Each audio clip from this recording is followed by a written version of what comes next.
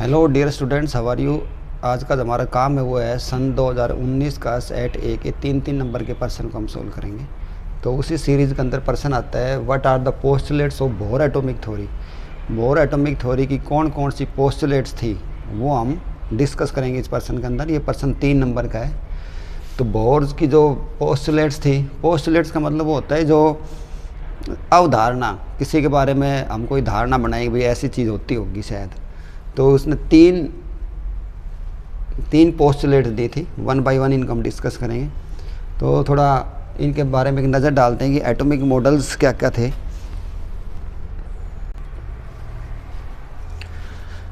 तो dear students, हम starting करते हैं एटम और न्यूक्लियस के बारे में। देखो, एटम का साइज़ इतना छोटा होता है कि जैसे कि फॉर एग्जांपल हम कोई एक सेब ले लें, एक एप्पल ले लिया,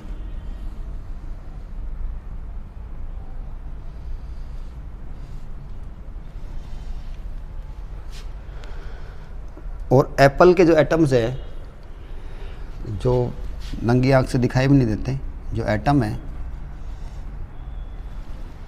एटम को अगर एप्पल के साइज जितना कर दिया जाए, ध्यान से सुनो, एटम को अगर एप्पल के साइज जितना कर दिया जाए तो एप्पल जो है वो होगा किसके साइज के बराबर?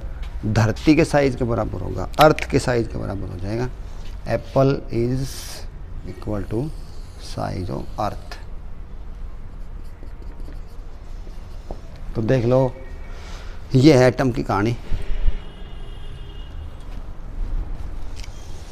If each atom of an apple is increased to the size of apple, then apple size nearly equal to size of the earth।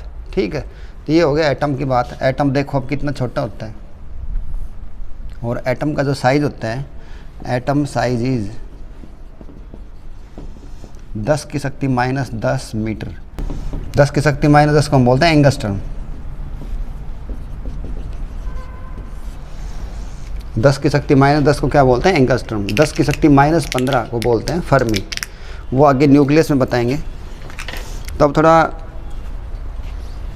Atom जो है वो इतना छोटे साइज़ का होता है, तो एटम के अलग अलग साइंटिस्ट ने अलग अलग मॉडल प्रस्तुत किए कि शायद ऐसा होता होगा, ऐसा होता होगा। तो 3-4 मॉडल्स की सीरीज़ है हमारे पास। सबसे पहले जो एटम था कि जैसे कोई, ये हमने एक एलिमेंट ले लिया। एलिमेंट का मतलब जो पीरियोडिक टेबल में 118 उनमें से कोई भी एक ले लिया। गोल्ड, एल्युमिनियम, सिल्वर, चांदी, कोई भी एक एलिमेंट ले लिया। उसके आप छोटे टुकड़े करो, ब्रेक करो, उसके बाद और छोटे टुकड़े करो, उसके बाद और छोटे टुकड़े करो। आखिर में एक टुकड़ा ऐसा बचेगा जिसके और टुकड़े नहीं हो सकते, उसको हम बोलते हैं atom. Smallest part of an element, smallest part of an element which can not be further broken, which can not be further broken, जिसको आगे नहीं तोड़ा जा सके, is known as atom, is known as atom. उसको हम atom बोलते हैं। ठीक है, तो एटम के बारे में पता चल गया। और जब भी कोई केमिकल रिएक्शन होती है, केमिकल रिएक्शन का मतलब जैसे Na+Cl, NaCl जमा वाटर, जब भी कोई केमिकल रिएक्शन होगी तो सबसे पहले एटम्स भाग लेते हैं। एटम्स टेक्स पार्ट इन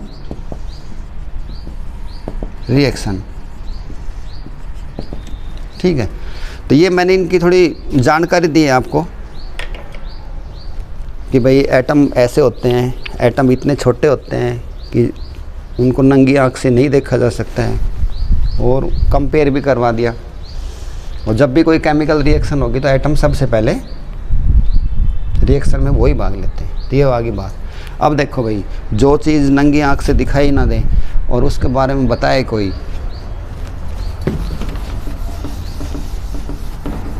तो उन चीज़ों को हम बोलते हैं पोस्टुलेट्स। और कौन कौन से 3 पोस्टुलेट्स है? 3 नंबर का प्रश्न, 3 पॉइंट लिखने। तो डियर स्टूडेंट्स, हम ये देखते हैं कि पोस्टुलेट्स क्या होती है। पहले पोस्टुलेट का मीनिंग समझ लेते हैं। पोस्टुलेट्स का मतलब कि कोई बात बताई हो बिना प्रूफ के, उसको हम स्वीकार कर लें। किसी ने कोई बात बताई, उसको हम बिना प्रूफ के स्वीकार कर लें, उसको हम बोलते हैं पोस्टुलेट्स। एग्जाम्पल देखो जी, एग्जाम्पल है जैसे मैं कहूँ कि सीता जो है, सीता की जो हाइट है वो 5 फुट है। ठीक है, आपके दिमाग में एक तस्वीर आ गई कि सीता जो है वो 5 फुट की हाइट है, और मैं कहूँ कि उसके भाई बहन जो हैं वो उससे लंबे हैं, उसके भाई बहन उससे लंबे हैं।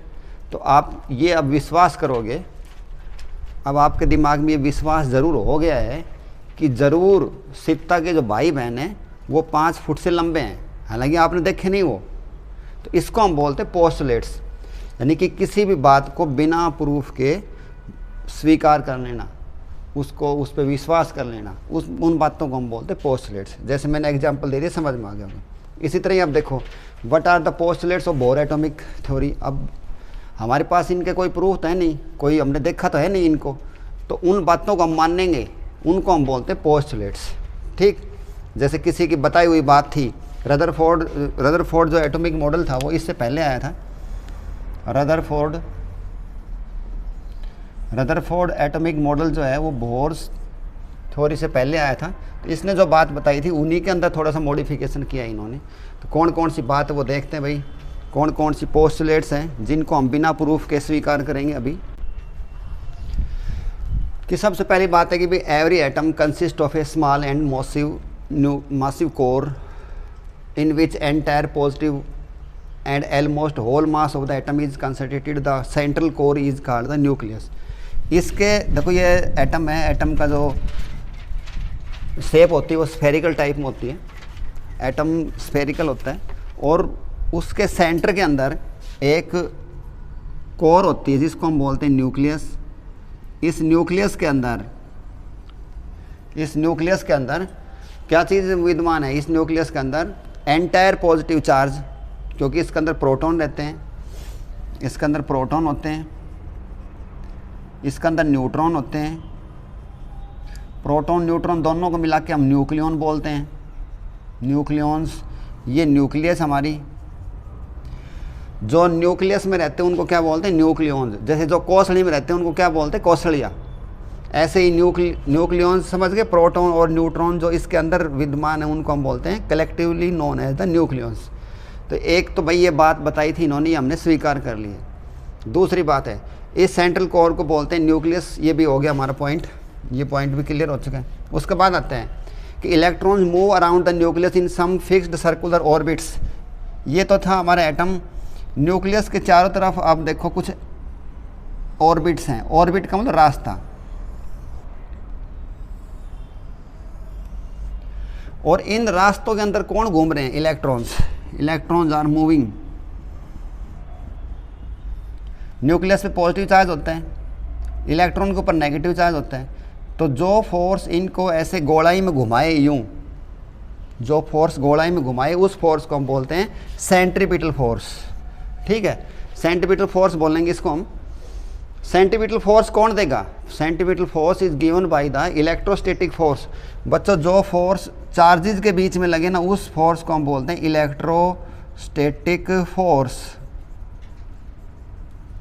और जो फोर्स मासेस के बीच में लगे, ये तो था चार्ज के बीच में जी, और जो फोर्स मास के बीच में लगे उसको हम बोलते हैं ग्रेविटेशनल फोर्स। ठीक है, ग्रेविटेशनल फोर्स मास के बीच में लगते हैं। तो ये पॉइंट तो हमारा हो गया है।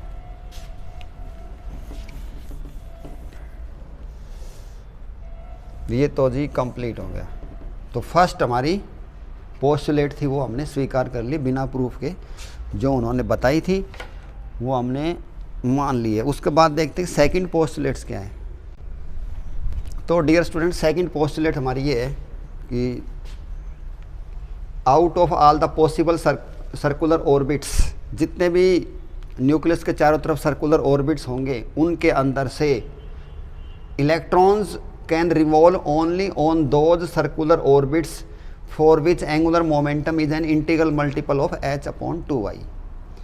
देखो लीनियर मोमेंटम और एंगुलर मोमेंटम देख लेते हैं। अगर कोई चीज़ ऐसे m मास की बॉडी v वेलोसिटी से ऐसे जा रही तो मास और वेलोसिटी की गुणा को हम बोलते हैं लीनियर मोमेंटम।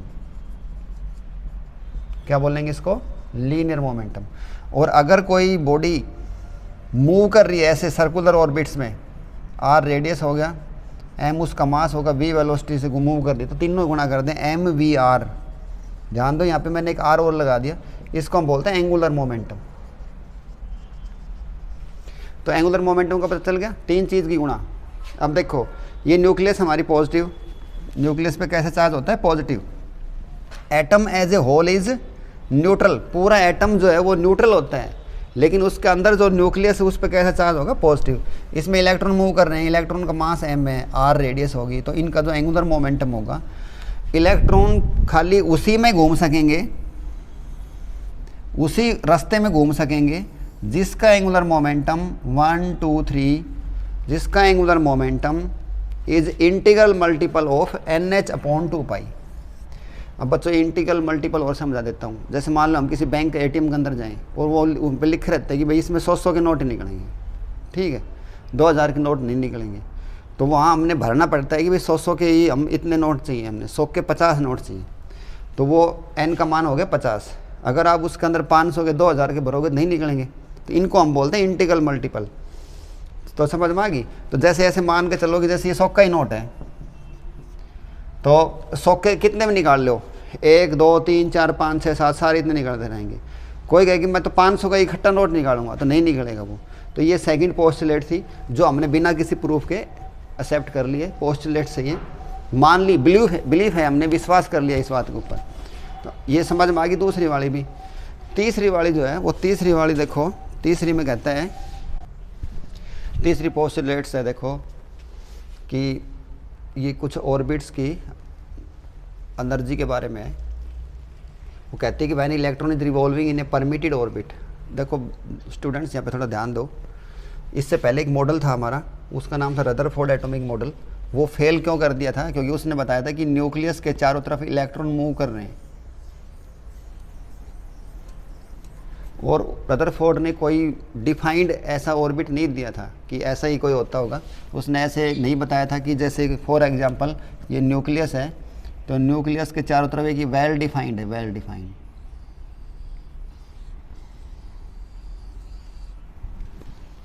और इधर जब उन्हीं दिनों में मैक्सवेल की जो थ्योरी चल रही थी, वो कहती कि कोई भी एक्सेलरेटेड, कोई भी चीज़, कोई भी मूविंग पार्टिकल, जब कोई मूविंग पार्टिकल चलता रहेगा तो उसके अंदर से एनर्जी जो है वो रेडिएट होती रहती है।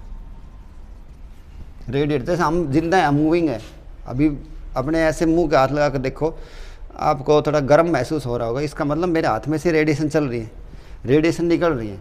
ऐसे ही ना इलेक्ट्रॉन के अंदर से रेडिएशन निकल रही होगी, और जब किसी की रेडिएशन निकल रही हो तो उसकी एनर्जी डाउन आएगी, और डाउन आती आती वो वापस इसमें एंट्री कर जाएगी, और वो फेल हो गया था। ड्रॉबैक थी ये, drawback of Rutherford atomic model, drawback of Rutherford atomic model.